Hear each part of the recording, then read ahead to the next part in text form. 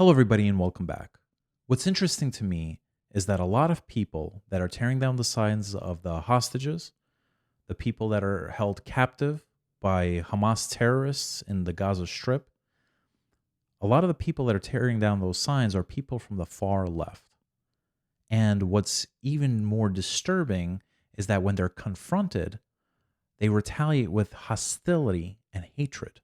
What's confusing to me is that a lot of those people from that group are the same people that showed overwhelming support for BLM and demanded and screamed for justice for George Floyd's death. So, how is it that these are the same people that are tearing down the signs? And worse, when are asked about it, they say that it's a lie and that it's propaganda. Can you imagine if somebody said that about George Floyd's death, that it's a lie and that it's propaganda? Or if George Floyd's memorial was vandalized? These same group of people that are doing this would lose their minds. Now, I know it's confusing when I talk about the far left, so let me clarify. I believe in balance. I'm glad that we have liberals and conservatives in this country. We need that diversity. We need both groups to exist. I believe there's a time and a place for being liberal, and there's a time and a place for being conservative.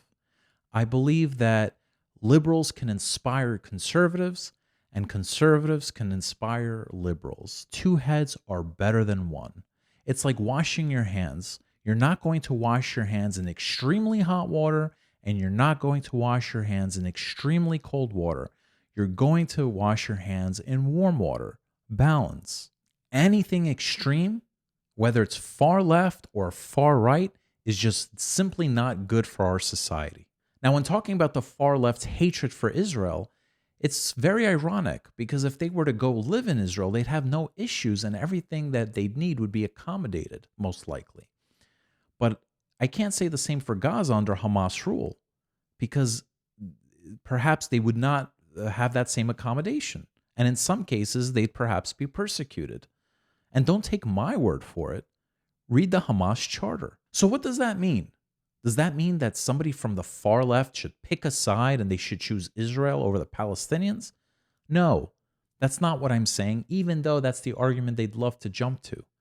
What I'm saying, they could, support the Palestinians just fine. There's no issue with that. But what they shouldn't do is support Hamas. Because Hamas persecutes their own people. They're a violator of human rights. They don't support women's rights. They don't support LGBTQIA+. The L and the G would be persecuted. Forget about all the other letters. They wouldn't even see the light of day. If the far left was as loving and caring as they say they are, then they wouldn't pick a side. They would accept the coexistence. They would pray for peace on both sides, and they would want violence to end. But instead, they do pick a side. And what they also do is they call for the destruction of the Jewish nation when they chant from the river to the sea without even realizing it. And at the very least, fine, they don't want to support Israel, but at the very least, what they could have done is condemn and demand justice for the death of Paul Kessler, someone who got hit in the head and he ended up dying just for the simple reason of him being Jewish. Where is the outcry?